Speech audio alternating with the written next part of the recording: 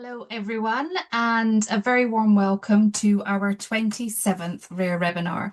My name is Rebecca Stewart. I'm CEO here at Rare Revolution, and I'm supported today by my colleague Becky Pender, who, as always, is supporting in the background on tech, making sure everything runs smoothly today.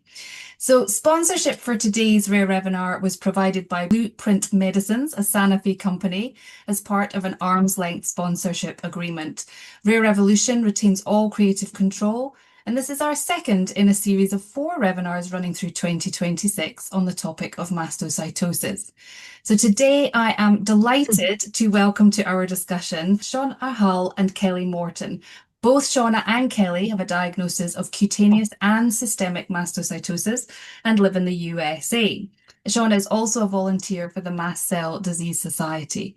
We are going to have hopefully time for questions at the end, so please do send those in through the question function. But welcome, Shawna and Kelly. Thank you for joining us Thank today. you. It's lovely Thanks. to have you. So I think we're going to just get right stuck in. And Shawna, perhaps you can maybe take us back to when you were first diagnosed and how that felt, what was overwhelming, what was confusing, how did that whole process of receiving the diagnosis land with you?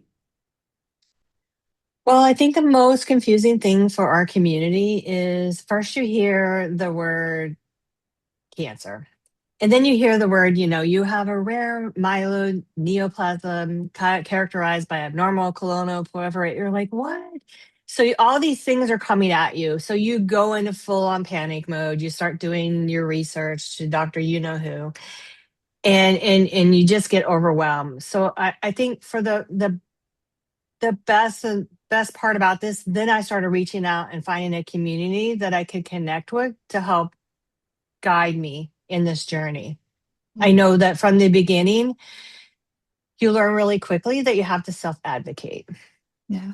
So when you received your diagnosis and you were hearing all of those really complex words and language, was there any attempt to help support you through what any of that actually meant at the time of the diagnosis, or did you have to find that all out for yourself later on?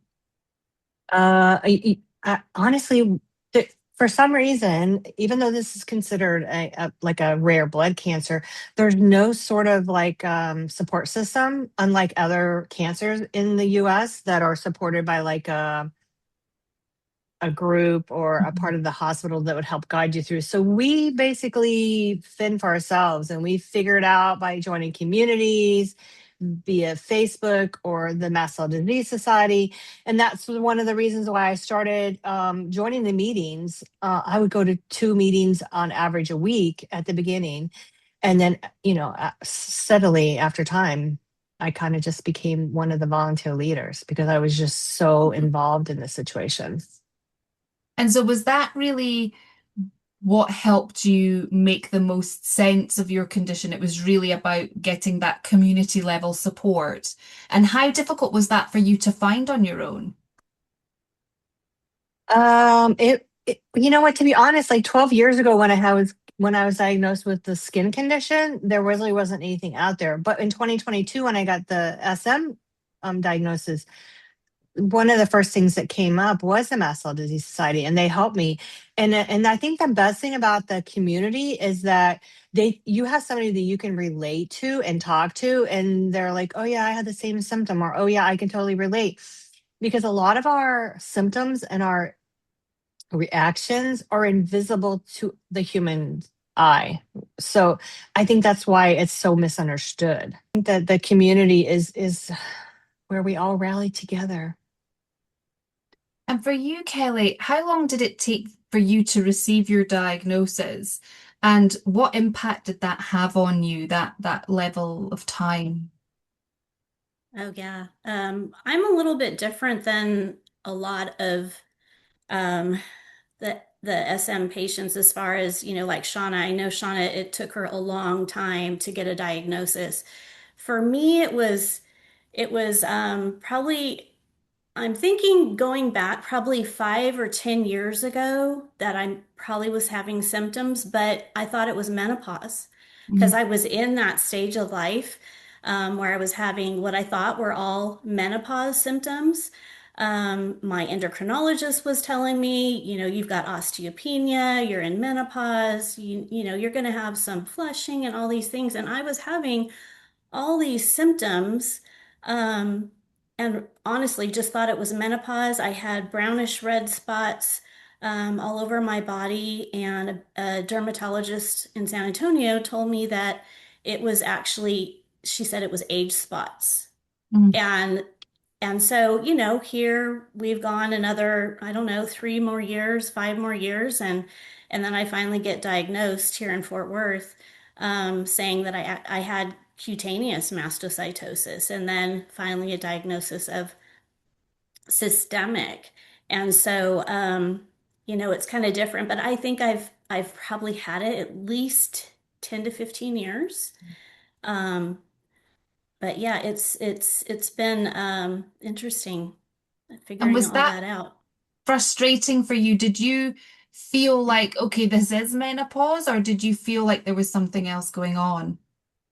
Well, I in okay, so I grew up thinking you listen to doctors, right? You take what they say as truth.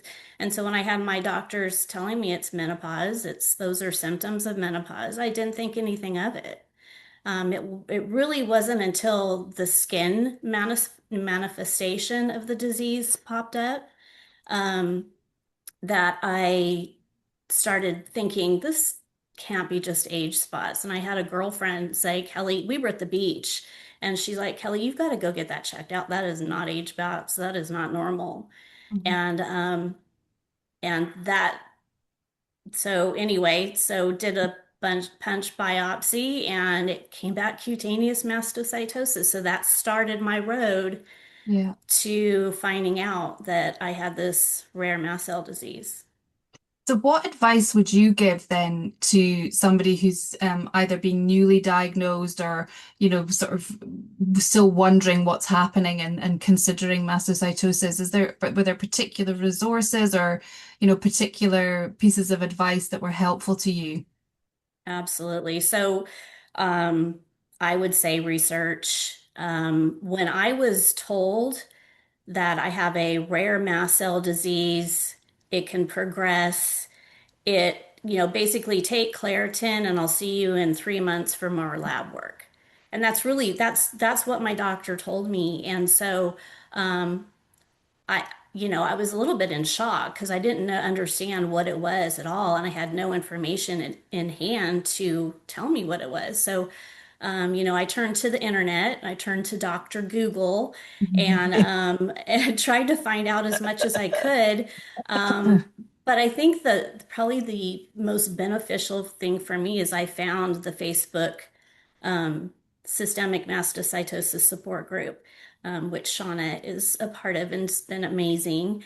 And so that community, being able to share my story and get feedback from everybody, and validation of Mhm. people saying, oh, yeah, that's definitely a symptom and that is not normal. And, it's made me feel heard, Mhm. and made me feel not alone. So Yeah. the support group was amazing. I also jumped in and tried to find webinars and podcasts to learn more about the condition, because I love information, and I think it's empowering, and it just helped me know exactly what I have. Yeah. So the Mast Cell Disease Society was another one that the Facebook community kept telling me to go to. And so I went there, joined their group on Facebook. And so those two resources have been life changing, to be honest. Having a support group of Yeah. online Great. And friends is great. Sean, I saw you reacting there a little bit when Kelly was talking about the way that she was diagnosed. Is that a typical kind of reaction? Take your Claritin or your Puritan and on your merry way. I think in the general population, yes, because the fact that there are not a lot of specialists in the world and or the United States that even know about this disease and handle this disease. So that's another thing. Not only are we rare, the doctors that help us are rare, that they have the knowledge. And yes, I agree with her. I think some of the situation is with our particular age group is that we were brought up to trust the doctor and listen to them. So all these years of all these diagnoses that I've gone through, we just agreed with them, right? We didn't listen to ourselves. Now I'm happy to say the younger generation is not, they're not dealing with that. They're not putting up with that. They're not taking note. They're not taking this. And they're stepping up and they're making people accountable. And so that's one of the reasons why I started advocate in the first place, is because I had a young lady come to one of my meetings and she was about my daughter's age, 26, 27 at that time. And that kind of broke my heart. Like thinking of the long journey that I had and all the things that I endured and all the misdiagnoses that I endured and all the medication that I might have taken that I probably shouldn't have taken because I trusted what they said. So yeah, that's a very typical situation for us.